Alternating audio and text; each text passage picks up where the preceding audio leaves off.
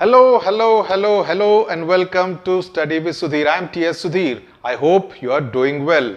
Today we are going to look at a slightly complicated and complex poem which is called The Cold Within. It's written by James Patrick Kinney, and I am going to be doing it in two parts because the first part we will deal with what the poet has actually said in the poem, and in the second part we will be looking at the very intricate analysis of the poem as to what actually the poet was trying to convey and the different interpretations that you and me can actually look at while going through this poem, because this poem is also a commentary, a very detailed commentary on the world of today, on how human beings actually react in times of adversity. But before we get started, I want to tell you to please subscribe to Study with Sudhir and also press on the bell icon so that you can get regular updates. We will be covering all the chapters, all the stories, all the poems of the ICSE 9th and 10th class portion, also the Merchant of Venice, and also be looking at different other aspects of the entire education system in 9th, 10th and 11th class. So as I said, the first video, we would be looking at the poem itself. So let's look at the poem. But before that, who is James Patrick Kinney? James Patrick Kinney is an American poet. I hope you have got your books in front of you, and as I always say, this pencil so that you can scribble on the side of the book, or if you have a separate notebook, make your notes as I speak. If you do not understand any word, rewind or pause the video and ensure that you write the notes right there and then, because remember, this is like a digital classroom. I am your teacher and you are listening to this analysis of this poem, very detailed analysis of this poem, The Cold Within by James Patrick Kinney. So let's come back to the poem. James Patrick Kinney is an American poet who wrote this poem in the 1960s. Okay, so we are looking at a poem which was written over 50 years ago. In fact, initially it was seen to be extremely controversial because it deals with human emotions and about how humans actually react, as I said, in times of adversity.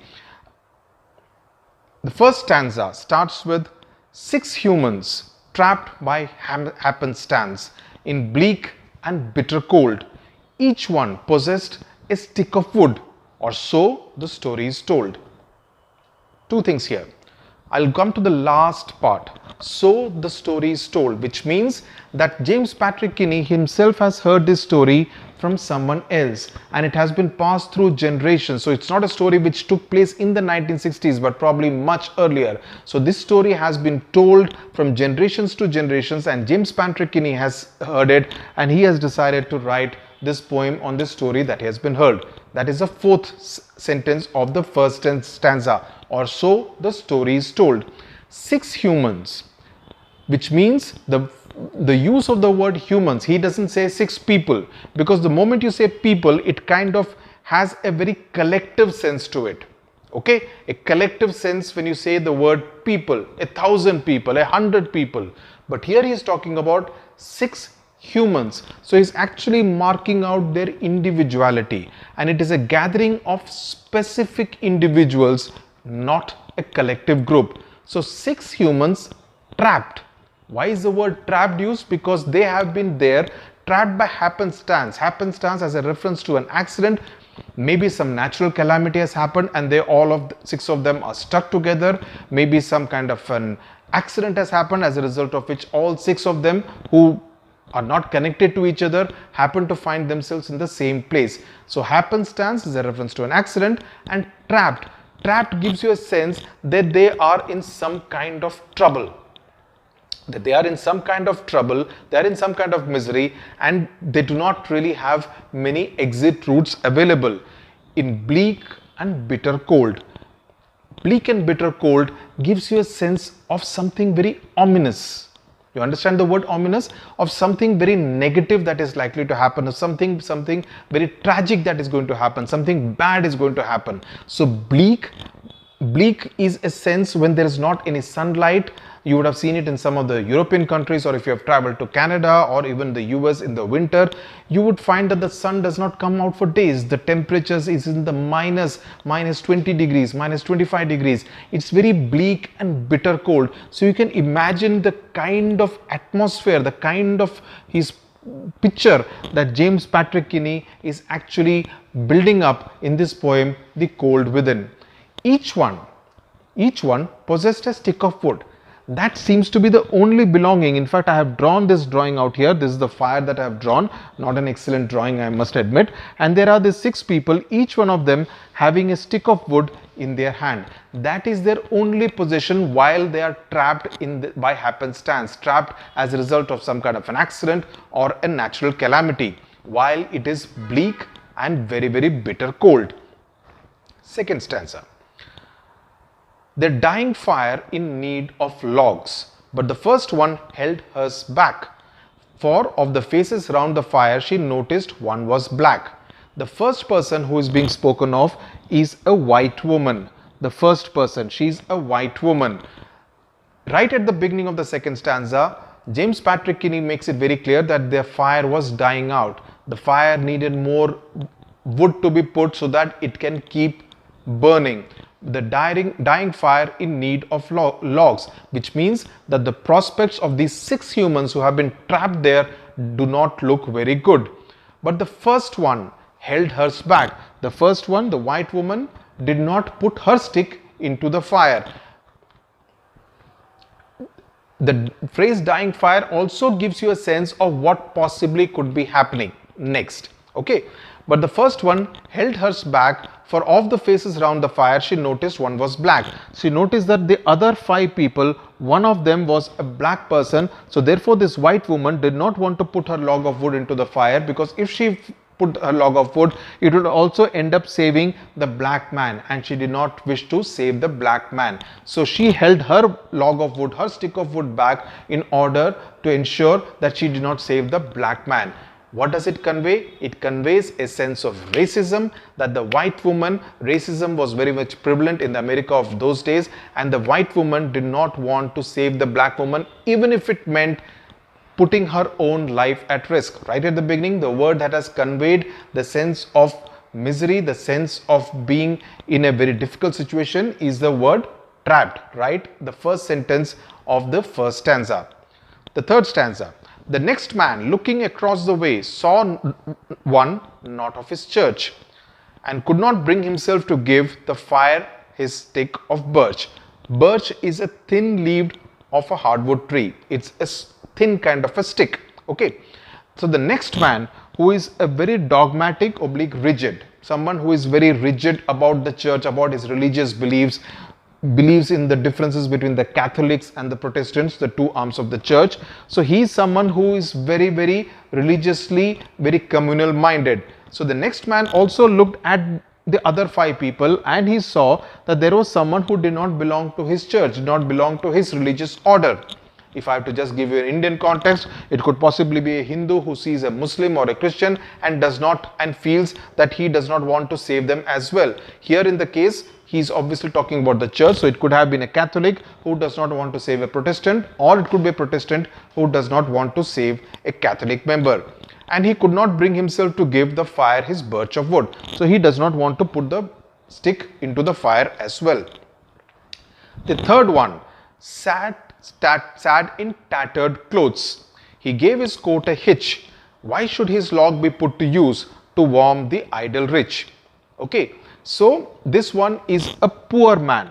This one is a poor man who is obviously not even having enough warm clothes to save himself from the bleak and bitter cold. So he gave his coat a hitch. Most of us, when we are feeling cold, we generally try to bring our clothes a little closer so that you can feel a little warm as a result of the air that is trapped inside. So he shook his coat a little bit. That's what he gave his coat a hitch. He shakes his coat in such a way that he can feel a little more warm, provide a little more warmth as an escape from the bleak and bitter cold. But then he says, why should his log be put to use to warm the idle rich?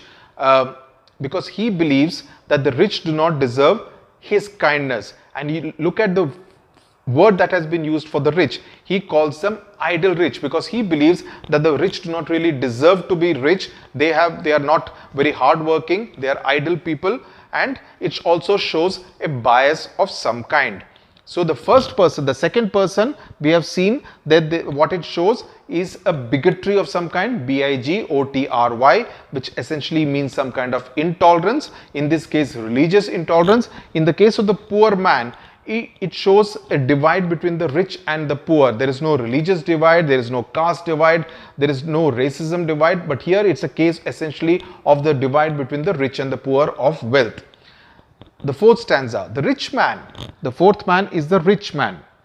He just sat back and thought of the wealth that he had in store. So even as he's sitting there, trapped by happenstance, given the fact that the fire is dying out, it needs the logs, but at that point of time also he's actually thinking of the riches, of the wealth that he has at its disposal, and he's thinking about how to keep what he had earned so far in his life from the lazy, shiftless poor. So in his mind, the person symbolized by the third person are lazy, shiftless poor.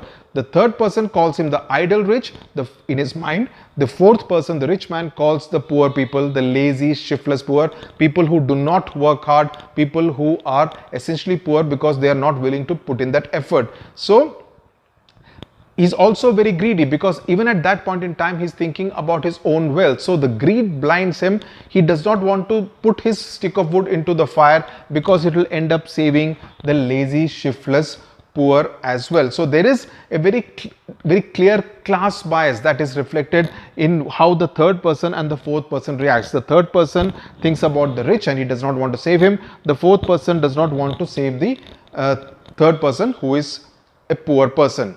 So it's an exhibition of sheer apathy by these two persons. Now we come to the fifth person, who is a black man. Okay, the black man's face bespoke revenge. As the fire passed from his sight, for all he saw in his stick of wood was a chance to spite the white. Bespoke, what does the word bespoke means? It means represented. The black man's face represented revenge. So even at that point in time when the fire is just about dying out, he is actually thinking of revenge. As the fire passed from his sight, the fire is getting extinguished. Now the poet is giving a sense that time is getting near, time is running out, the fire is actually running out as the fire passed from his sight. For all he saw in his stick of wood was a chance to spite the white. Who is the white here? Who is the white here? The white is the first person, the white woman. So the fifth person is actually thinking of revenge against the first person. Just like the first person, what did she say? She noticed one was black. So she had thought of not saving the fifth person. The fifth person does not want to save the first person. The third person did not want to save the fourth person. The fourth person did not want to save the third person. The black man's face bespoke revenge as the fire passed from his sight, for all he saw in his stick of wood was a chance to spite the white. So the fire is getting extinguished, but the victim, because in that time of racist America, the blacks were the victims of abuse, of racism, but in this particular case the victim, that is the black man, is also an abuser. He wants to take revenge, which is why at that point in time when he's nearing death possibly, he's actually thinking of revenge against the white woman. Okay, so as the fire passed over his sight, it is also a reflection of the fact, is also an indication of the fact, is also a suggestion of the fact that the spark of human kindness is also getting extinguished. The spark of human kindness. I hope you are writing down all these phrases that I am using in the analysis of this particular poem. Please use it because it will only enrich the answers that you write in your examination paper. The second last stanza, the last man of this forlorn group, that is the sixth man, who is seen to be a selfish man. Not that these five are not selfish, but the sixth man is specifically marked as a selfish man. The last man of this forlorn group did not accept for gain. Giving only to those who gave was how he played the game.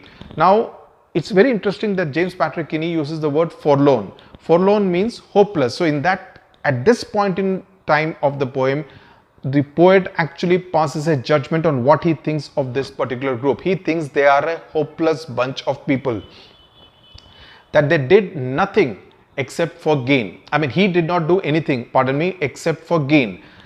giving only to those who gave, only to those who would help him, that he would help. He would do nothing for anyone if he did not get anything in return. And that's how he played the game. The game is an indication of the game of life. That's how he actually lived his life, that he would not do anything for others unless he actually gained something in return.